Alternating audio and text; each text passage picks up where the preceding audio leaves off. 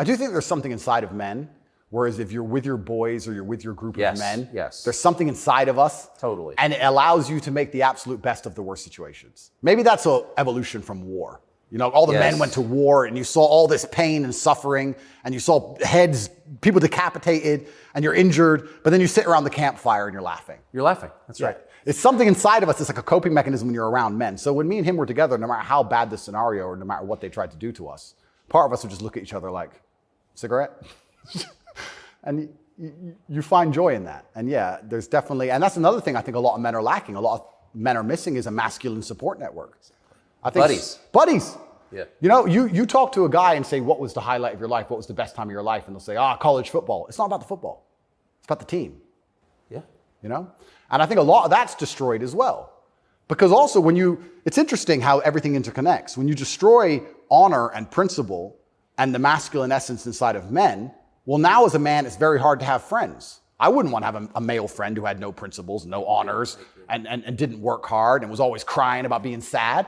What do I want to hang around with him for? He's a loser, right? So then your support network's destroyed.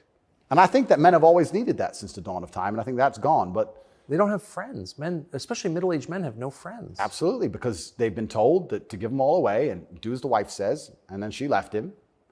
No wonder he wants to kill himself, wouldn't you?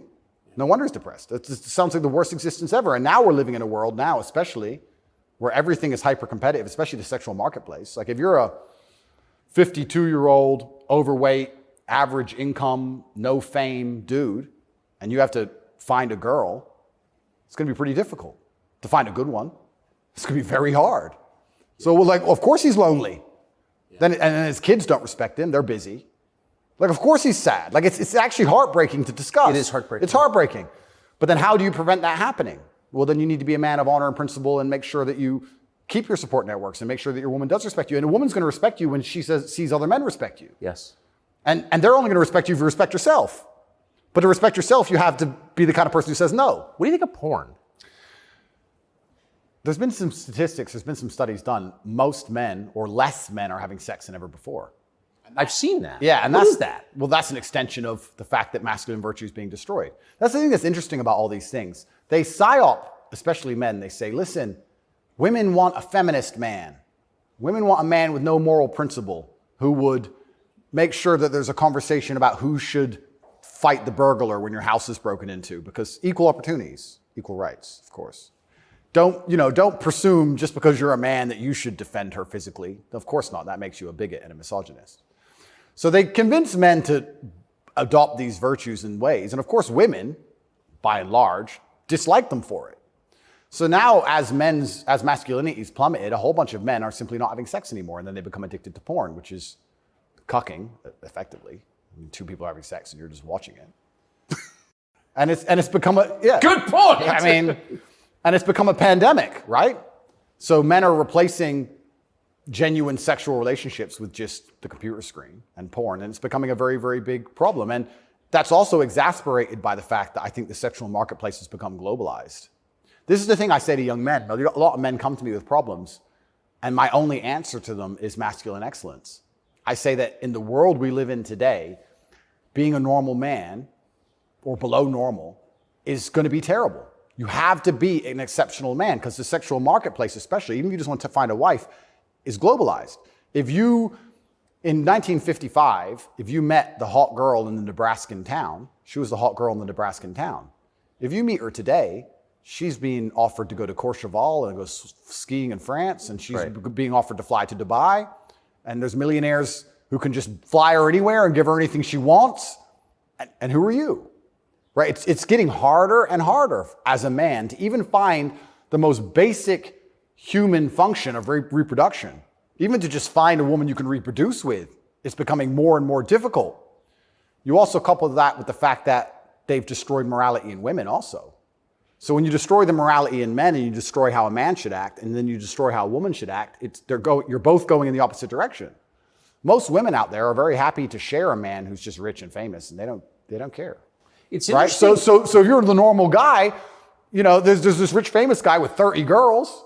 That's 29 dudes who are lonely, and they end up watching porn. And if you have a porn addiction or you have a problem with porn, you have a problem with yourself, because I guarantee if you're the kind of man you're supposed to be, you would have no time for that, and you wouldn't need it.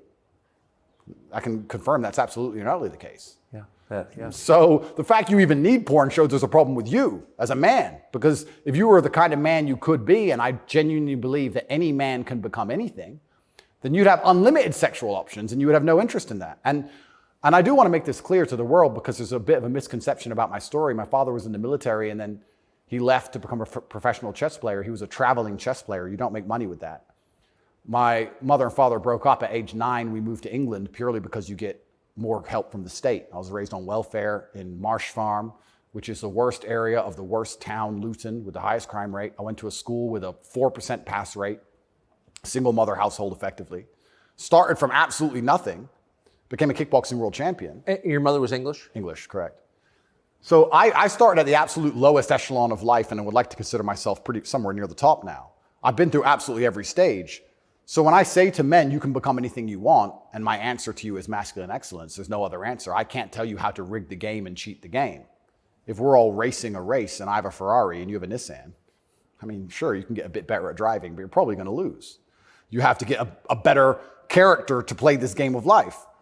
So that's why I preach masculine excellence, because for many of the world's problems today, porn, sexual access, being respected by your peers, making sure that your wife's going to stay with you after the children are born for a very long time, that's right, being happy, anything, it all comes down to who you are as a man. The only answer is masculine excellence. There's nothing you can do besides hard work, accept the trauma and pain and suffering, and work harder than everyone else around you worked. And that's why porn's a problem. So I will genuinely say to any man out there who finds himself loading up that website, go take a look in the mirror and realize why no one wants to fuck you. Fair. No, and I said this to guys before, if you were a girl with all the choices she has, would you choose you? Think about it. And if you're honest with yourself, a lot of these guys, if they look in the mirror and go, you know what? No, I wouldn't choose me. Work out why and do something about it. Absolute and utter self-accountability. This is something that's also missing. I take accountability for everything in my life. Even going to jail, although it was unfair, although it's a matrix attack, although it's garbage, it was my fault. I sat there and go, what did I do wrong? How can I learn from this? Where is my part to play in this? What did I do? Because my actions are what I have the most control over. I have self-accountability for everything. If a woman doesn't want to sleep with me, I don't sit and say, women are this way, society's that way. I just sit and say, okay, why? What can I change? So any man who's loading up porn needs to go have a long conversation in the mirror and realize that he's not desirable or as desirable as he should be or could be. I come from absolutely nothing. I'm mixed race. My father was black and my mother's white. So statistically, mixed race, single mother household, bad area. I ticked every box to end up in jail. I ended up in jail for the wrong reasons. I guess you fulfilled your destiny. Can't escape statistics. I ticked every box to be a delinquent, and I refused to be one. I absolutely not refused to be a delinquent. I said, no, that's not who I want to be. I want to be a superhero.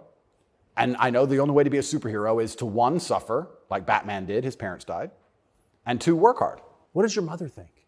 My mother's exceptionally proud of me. She still worries because mothers worry.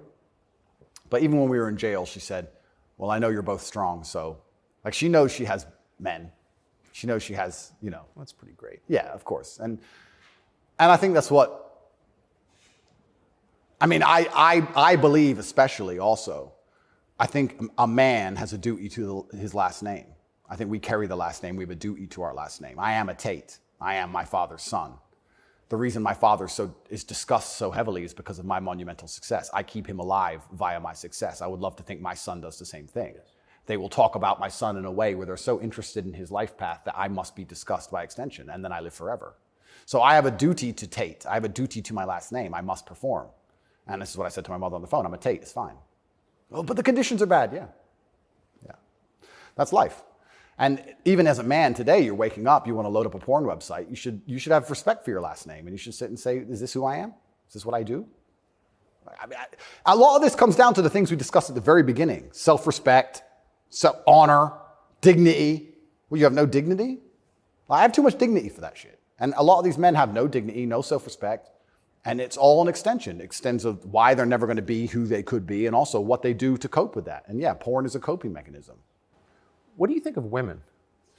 I think women are some of the most powerful people on the planet, firstly. A lot of the conversations we're having, most people don't understand that women are the gatekeepers and women are the ultimate judges. Women are the ultimate judges, especially of sexual access, right?